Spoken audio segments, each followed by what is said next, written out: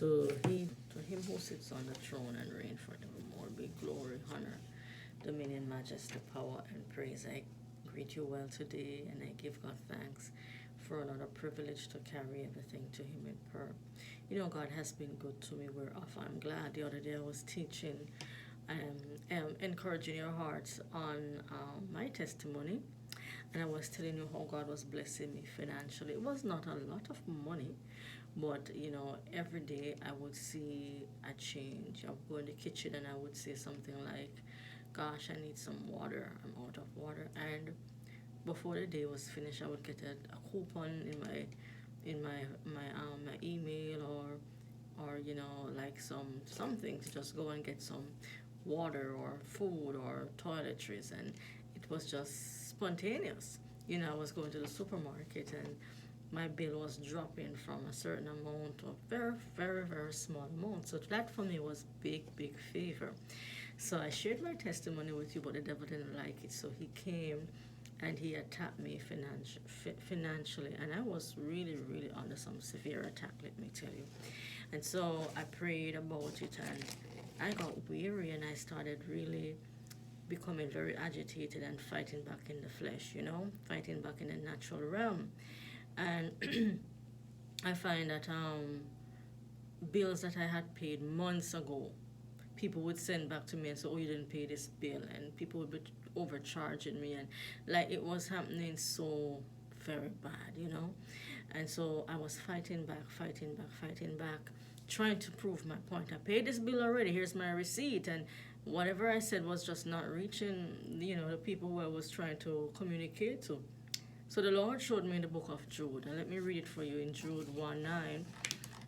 It tells us that the archangel Michael, who came for the body of Moses, he didn't try to fight with the devil. The Bible says he didn't contest and put a railing accusation against him. It says here, Jude 1:9, yet Michael, the archangel, when contending with the devil, he disputed about the body of Moses, does not bring against him a railing accusation, but said, "The Lord rebuke thee." And so we have to know our position in God when the devil comes at us, because I was trying to fight against the people who were fighting against me. I was trying to explain my case. I was trying to prove my point. And I was getting so weary and frustrated because nothing that I was saying was making any sense. And they would be sending me bills on top of bills because the devil was trying to make a mockery out of me, because I was saying God has been good to me and he didn't like it. And so the Lord told me that I have to just stand still and know who I am in God and rebuke the devil. And so I started just standing on my ground and standing my authority and said, "The Lord rebuke you, Satan, in the name of Jesus." I stopped. You know, one of the ways the devil attacks us is when you change your mind.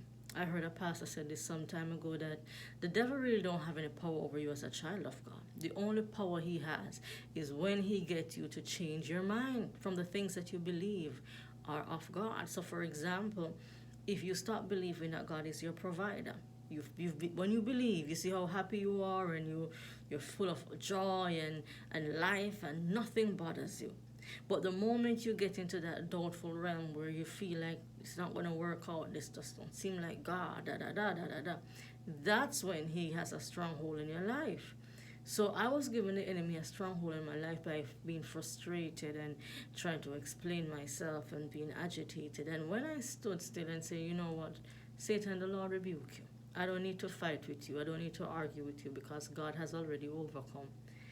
Then I started seeing a change in my finance. So if you're going through a rough time right now, where the enemy is laughing at you and mocking you, and everything you try just fail and you don't know what else to do, stand still and do like the archangel Michael. Because Michael was in a position where he could have destroyed the enemy. He could have fight back physically and, you know, stand his ground. But the Bible said he didn't put a railing accusation against the devil. He just said, "The Lord rebuke thee."